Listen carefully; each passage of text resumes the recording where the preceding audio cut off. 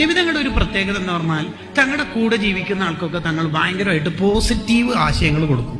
സിദ്ദീഖ് റളിയല്ലാഹുവിനെ കുറിച്ച് നിബിതങ്ങൾ പറയുന്ന കേട്ടാ വിചാരിക്കും ലോകത്തെ ഏറ്റവും ടോപ്പ് സിദ്ദീഖ് റളിയല്ലാഹുവാണ്.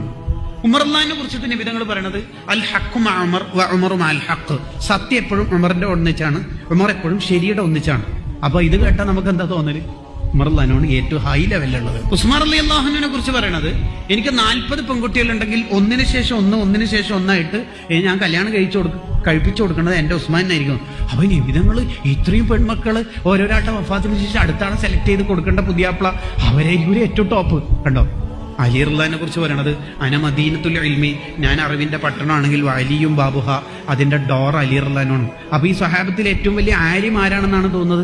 അലി റളിയല്ലാഹു. ഇങ്ങനെ ആരെ കുറിച്ച് പറയുമ്പോഴും അവർക്ക് ഏറ്റവും വലിയ ക്വാളിറ്റി ഉണ്ട് എന്ന് തോന്നിപ്പിക്കാൻ ഒരു ഉപ്പക്ക് കഴിഞ്ഞിട്ടുണ്ടെങ്കിൽ 7 മക്കളും ഉപ്പാന്റെ പ്രിയപ്പെട്ട മക്കളായിരിക്കും. അങ്ങനെ ഒരു കോൺസെപ്റ്റിലേക്ക് നമ്മൾ വരിക.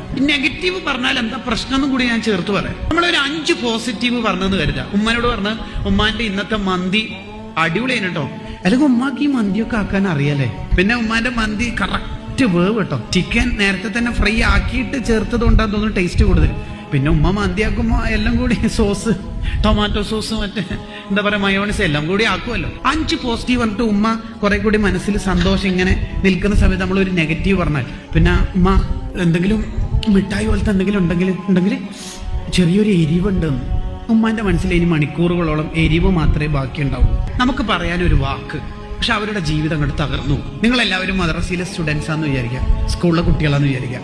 നിങ്ങളൊരു പെർഫ്യൂം, ഒരു അത്തർ കൊണ്ടുവന്നു. ഞാൻ ആ അത്തർ വാങ്ങിയിട്ട് ഇതെന്താ അത്തറാണോ എന്ന് പറയാൻ എനിക്ക് വലിയ സമയവും സെക്കൻഡ്സ് ഒന്നും വേണ്ട. പക്ഷെ അത് പറയലോടുകൂടി ആ കുട്ടിക്ക് ഇങ്ങോട്ടേക്ക് വന്ന ഉഷാറ് കാലുകൾക്ക് ഉണ്ടാവില്ല, കാല് ഏകദേശം തകർന്നു. Think toys before speaking or doing.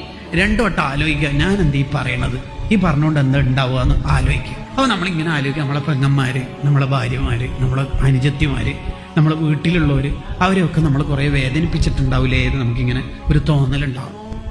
നിങ്ങൾ 1000 പോസിറ്റീവ് ഒരാൾക്ക് കൊടുത്തു, ഒരു നെഗറ്റീവ് ആഡ് ചെയ്താൽ മനുഷ്യന്റെ മനസ്സിൽ നെഗറ്റീവേ ഉണ്ടാവും. ഇങ്ങനെ എത്ര പേരെ നെഗറ്റീവ് പറയുന്ന മനുഷ്യനാണ് ഞാൻ എന്നിങ്ങനെ ആലോചിക്കുമ്പോൾ ഒരു ബേജാറാവണം.